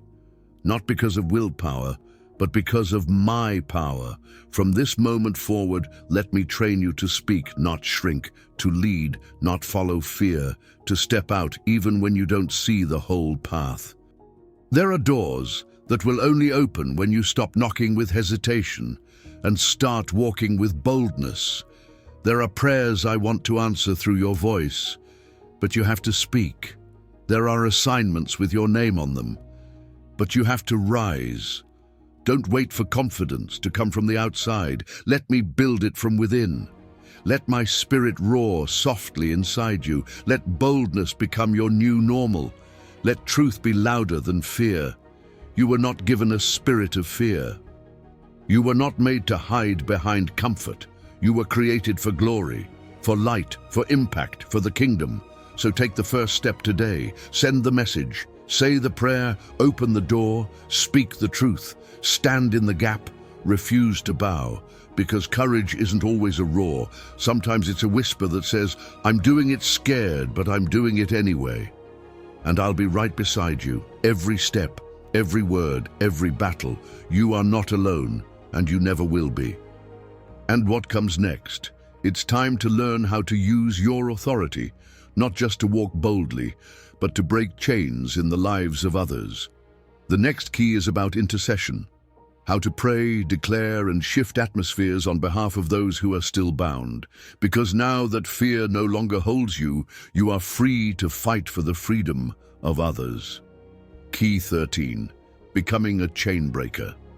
Through the power of intercession, there is a sound in heaven that moves mountains. It's not the sound of shouting. It's not the noise of performance. It's the sound of a heart breaking, not for itself, but for someone else. It's the voice of one soul standing before me, pleading not for their own breakthrough, but for another's freedom. This is the sound of intercession, and this is the 13th key I place in your hands now. You were created to be a chain breaker, not just for yourself, not just for your family, but for a world still caught in darkness. Intercession is not a spiritual extra. It is not reserved for a select few with titles or stages. It is your birthright. It is your assignment. Because when you were filled with my spirit, you were also filled with power. Power to speak on behalf of others. Power to open doors for those too tired to knock. Power to declare liberty for the captives, even while they're still too wounded to believe it themselves. And do you want to know what intercession really is? It's love in action. It's choosing to carry someone else's burden into my presence. It's weeping over souls you've never met. It's waking up in the night with names on your heart that weren't there the night before. It's standing in the fire with someone who doesn't even know you're holding them up. This is holy. This is priesthood. This is what Jesus is still doing. He ever lives to make intercession, and I've called you to walk in that same spirit. So who do you pray for when you're not praying for yourself? Whose name keeps showing up in your thoughts? Who have you been carrying silently in your heart? That's not coincidence. It's a call. When you pray for them, things begin to shift. Even if they don't know it, even if they're still running, even if they're still angry, even if they've given up, your voice carries power, not because of volume, but because of faith. Remember Moses? He stood between a sinful people and a holy God. And he cried out, "If you don't forgive them, blot me out." That's the heart of an intercessor. Remember Daniel? He fasted and wept for a nation, confessing sins that weren't even his, but he took them on like his own. Remember Stephen? As he was being stoned, he looked toward heaven and prayed, "Lord, don't hold this against them." These are not just stories. They are blueprints. And now it's your turn. You have been given access to my throne, not to observe, but to intervene. Not to spectate, but to stand in the gap. Not to merely ask, but to war in the spirit on behalf of others. Let me teach you how. When you see someone falling, don't gossip, intercede. When a nation is in chaos, don't curse it, intercede. When your child walks away from faith, don't panic, intercede. When a friend is bound by addiction, don't abandon them, intercede. Your prayers are not soft. They are not weak. They are arrows. They are keys. They are bridges between despair and deliverance. And when you intercede, I move. I send angels, I shake foundations, I open prison doors, I awaken hearts, I release light into places you've never stepped into just because you dared to pray. Let me say something plainly. Some people are still breathing because of your prayers. Some marriages still have hope because of your whispers in the night. Some battles have already been won, and you'll never even know it this side of eternity. But I know, and heaven knows, and the enemy knows. That's why he tried so hard to silence your prayer life, but not anymore. Today, you rise as a chain breaker. Today, you put names on your lips again. Today, you get back into position. Not because you're perfect, but because you're available. If there's someone on your heart right now, speak their name aloud. If you feel their face in your spirit, lift them before me. Say, Lord, I bring them to you now. You know what they're carrying. You know what they're hiding. You know what they need. Break every chain, open every door, heal every wound, save their soul, and use me however you want to love them in your name. That's intercession. Simple, honest, powerful. And if this speaks to your soul, write in the comments, I will be a chain breaker for others. Let the world know. Let hell know. Let heaven record it. Because I'm about to use your voice in a new way. I'm about to anoint your prayers. I'm about to show you how powerful your intercession is. Not because you've mastered it, but because you've surrendered to it. And listen, you may never see all the results, but I promise, every single intercession counts. Not one is wasted. Not one is ignored. Not one is empty. You're building altars with your words. You're planting seeds in the Spirit. You're calling home prodigals who don't even know they're lost yet. This is sacred work. This is kingdom work. This is revival, one name at a time. And I know you've been carrying so much, but let me remind you, as you pray for others, I am working in you. While you carry their burdens, I carry yours. While you weep for them, I heal you. While you stretch in the Spirit, I strengthen your heart. This is the paradox of my kingdom. As you pour out, you are filled. So don't stop now. The next key will take you even deeper. Now that you know the power of intercession, you must also understand the authority of declaration, how to speak not just for others, but to atmospheres, to strongholds, to situations, with heaven's words in your mouth.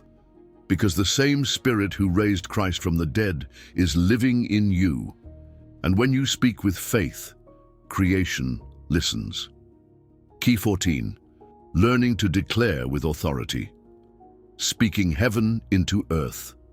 You've learned to pray. You've learned to wait. You've learned to intercede, to carry the burdens of others before me. But now I am calling you higher, deeper, into a place where your words no longer beg, they build. Where your prayers no longer just ask, they establish. This is the realm of declaration. This is where sons and daughters rise up and speak with authority. This is the 14th key I now place into your hands. Learn to declare what heaven is saying and watch earth begin to shift. Because you were not only created to listen, you were created to speak, to echo my voice, to pronounce what I have promised, to align your mouth with my will. Too many of my children still speak as if they are powerless. They pray as if hoping I might hear. They cry out as if unsure that I'm even close. But child, when I filled you with my Spirit, I gave you more than comfort. I gave you kingdom authority. You are not just an intercessor, you are a mouthpiece.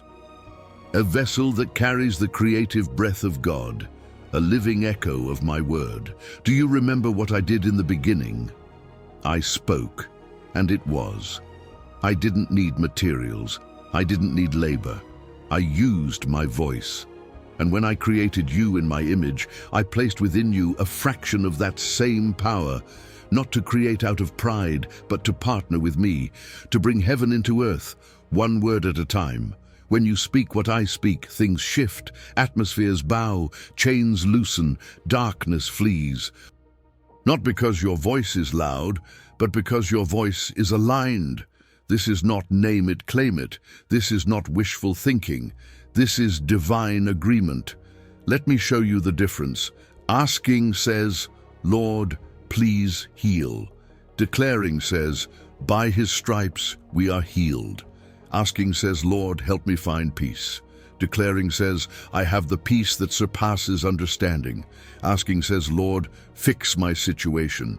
Declaring says, all things work together for the good of those who love him. And when you declare my word, you don't force me to move. You give me space to move. You open a gate in the spirit for what's already been spoken in heaven to manifest on earth. That's why I want you to guard your mouth, because your words create real things. Some of you are living in atmospheres formed by words you've been speaking for years. Negativity, hopelessness, fear. You keep repeating what the enemy says, and then wonder why nothing changes. But today, the curse breaks.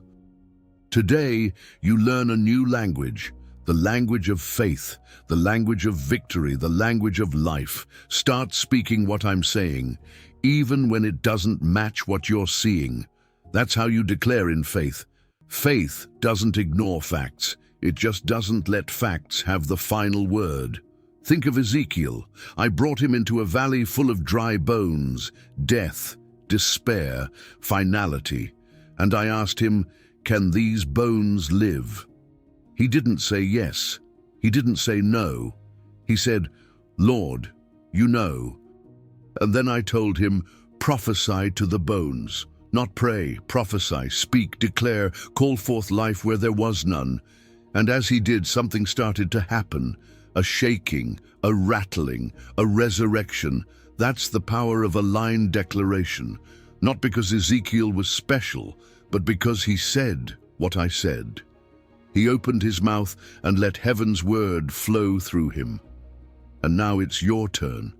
There are dry bones in your life waiting for you to speak. There are dead dreams waiting for your voice. There are promises hanging in the air like clouds, waiting for the wind of your declaration to pull them down. So speak. Speak to your home. Speak to your body. Speak to your future. Speak to your fear. Speak to your mind. Speak to your children. Speak to the promises, even the ones that feel too late. And don't speak what the world is saying. Speak what I have said. Say, I am the head and not the tail. I am above only and not beneath. I walk in peace. I live under grace. I have authority. I lack nothing in Christ. My God supplies all my needs.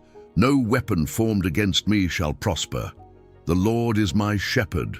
I shall not want. I have the mind of Christ. The same Spirit who raised Christ from the dead lives in me. Say it until your atmosphere changes. Say it until your emotions align. Say it until fear shrinks. Say it until darkness lifts. And yes, say it even when you don't feel it yet. Because declaration is not about how you feel. It's about what you know. And what I've said about you is more true than what your feelings are telling you. So now I want you to do something. Place your hand over your mouth and say this with me. Holy Spirit, consecrate my words. Let my tongue be an instrument of heaven. Teach me to speak what you are speaking. Let my declarations tear down strongholds. Let my words carry weight in the Spirit, and let my voice be used to create, not destroy. Now breathe. Because from this moment on, your voice is not just for talking, it's for transforming. You are not a victim. You are not powerless. You are not subject to every atmosphere. You are a carrier of my kingdom. And when you speak in alignment with me, nothing stays the same. If you believe this, write it in the comments now. My words carry heaven's power. Let it be your decree. Let it be your weapon.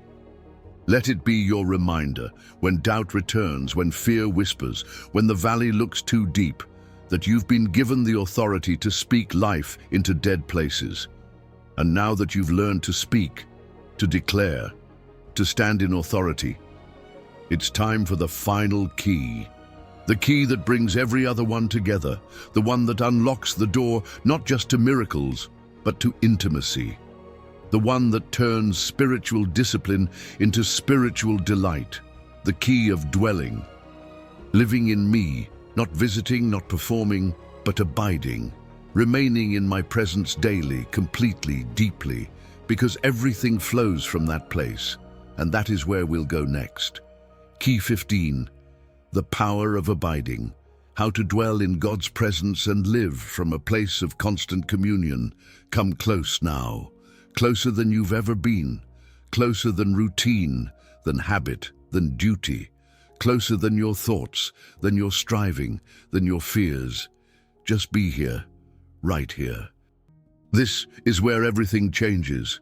You've walked through the fire, you've learned to pray, you've fought fear, you've broken chains, you've learned to speak with power, but this is the place I've been leading you to all along, the place where you stop doing just to feel worthy, where you stop chasing just to feel near, the place where you finally realize you are already home.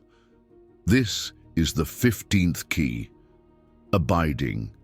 Not visiting me, not chasing moments, but living deeply, freely in my presence, because what your soul longs for is not more answers, it's more awareness of me.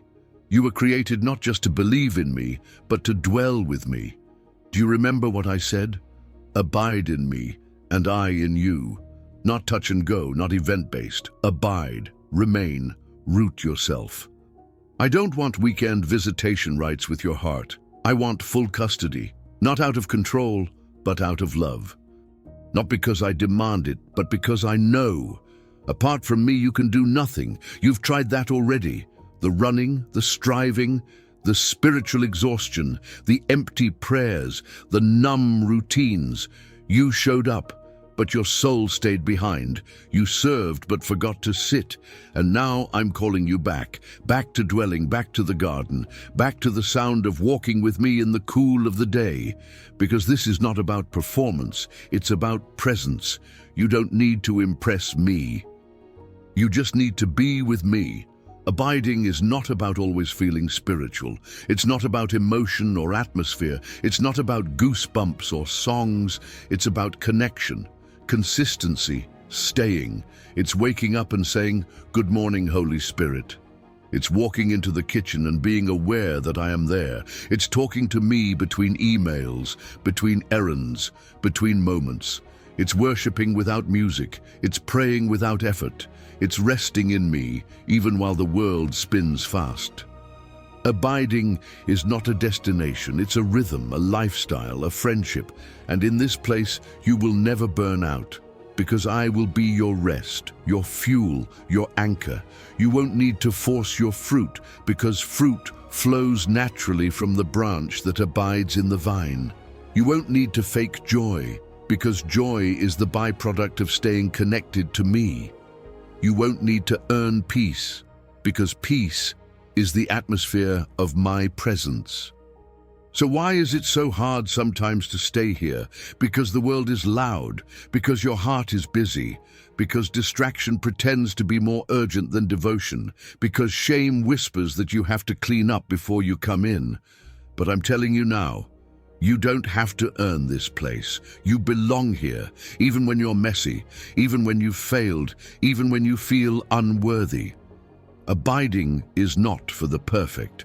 It's for the hungry, the broken, the honest. The ones who know that being with me is not a luxury, it's life. So how do you abide? You remain. You return again and again. You bring your thoughts back when they wander. You breathe when anxiety rises and say, "I'm still with you." You keep the conversation going. You create stillness when the noise gets too loud. You soak in my word, not just to study it, but to eat it. You make room, not in your schedule, but in your heart. And when you do, something holy begins to happen. You start hearing me more clearly. You start seeing people through my eyes. You stop needing to prove yourself. You become rooted, unshakable, peaceful, fruitful. You stop visiting my presence and start living from it. This is what you were made for. So now say this with me. Holy Spirit, I choose to dwell with you, not just sometimes, always. I open every room of my heart. Teach me to remain, to return, to rest, to hear, to move with you, not ahead, not behind, but beside. And now, just breathe. Let this be your altar. Let this moment be your homecoming. You're not behind. You're not too late. You're not disqualified. You are home in me. If your spirit agrees, write in the comments, this is where I choose to live, in God's presence. Because from here, everything changes. Your identity becomes secure. Your prayers become powerful. Your love becomes unconditional. Your joy becomes steady. Your voice becomes an echo of heaven. Your life becomes light. This is not the end. This is the beginning. You now carry all 15 keys, but don't hold them tightly. Use them. Open doors, break chains, speak truth, love boldly, and most of all, stay with me, because I'm not just a helper. I'm your friend, your guide, your comforter, your fire, your breath, your power, your home. You're not alone. You never have been, you never will be. And when the world grows dark again, remember where you live. Abide in me, and I will abide in you forever.